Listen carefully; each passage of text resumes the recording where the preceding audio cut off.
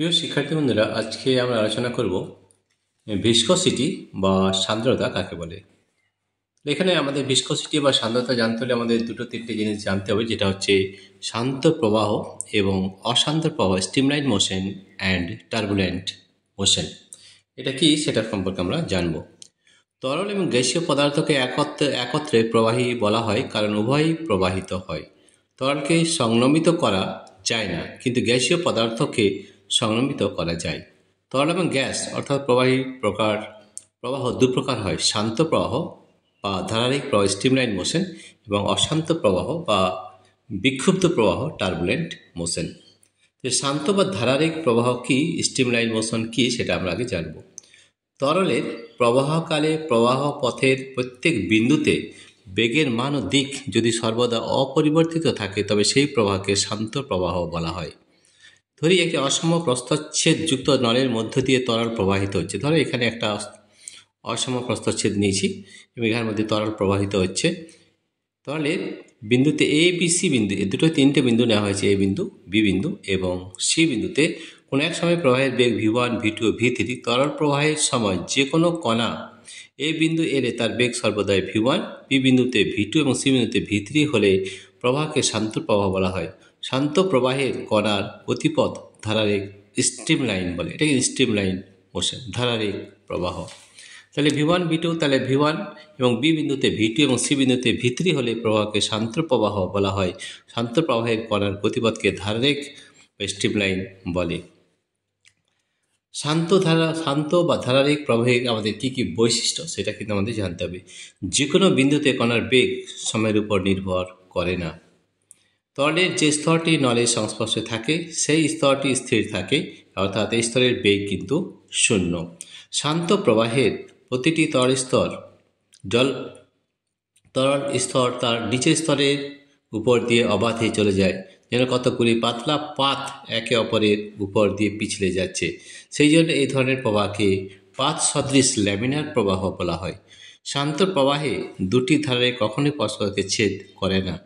প্রবাহ নলে ধারারেখগুলি ঘন বিশিষ্ট হলে সেখানে প্রবাহের বেগ বাড়ে এবং রেখার ঘনত্ব কম হলে বেগও কমে।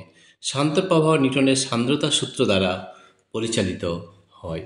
ঠিক আছে, এরপরে রয়েছে সেটা হচ্ছে অশান্ত প্রবাহ বা টার্বুলেন্ট মোশন। প্রবাহের গতিবেগ কম থাকলে প্রবাহ শান্ত থাকে, কিন্তু বেগের একটি নির্দিষ্ট মানের পরে গতি আর শান্ত থাকে না।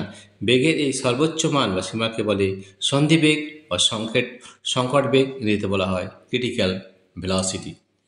প্রবাহের গতিবেগ যদি সন্ধিবেগকে অতিক্রম করে যায় তবে প্রবাহ পথের যে কোনো বিন্দুতে কণার বেগের মান ও দিক নির্দিষ্ট থাকে না, এলোমেলোভাবে পরিবর্তিত হয়। এই ধরনের প্রবাহকে অশান্ত প্রবাহ বলা হয়।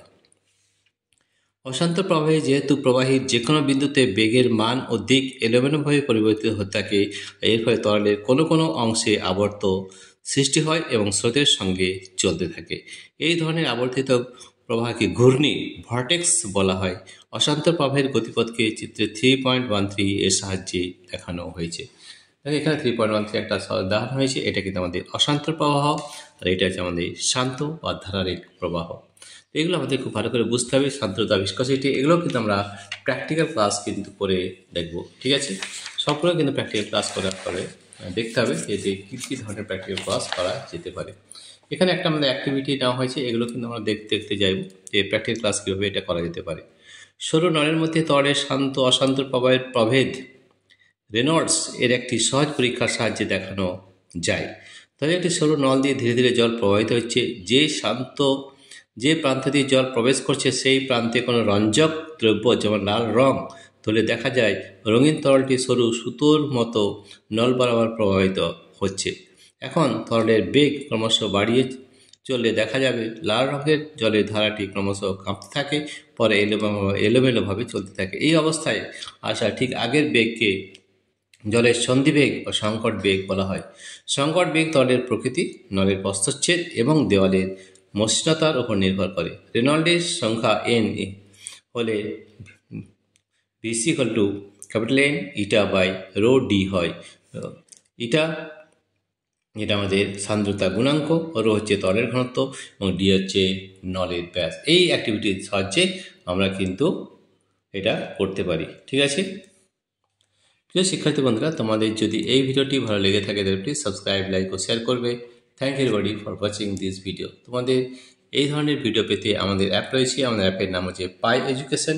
এই পাই এডুকেশন অ্যাপটি ডাউনলোড করতে হলে এই ভিডিও ডেসক্রিপশনে অ্যাপ লিঙ্ক দেওয়া রয়েছে, সেখানে ট্যাপ করলে আমাদের অ্যাপটি ডাউনলোড হয়ে যাবে।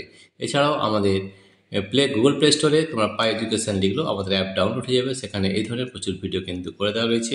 এছাড়াও আমাদের প্র্যাকটিক্যাল ক্লাসও কিন্তু করা আছে। Thank you everybody for watching this video.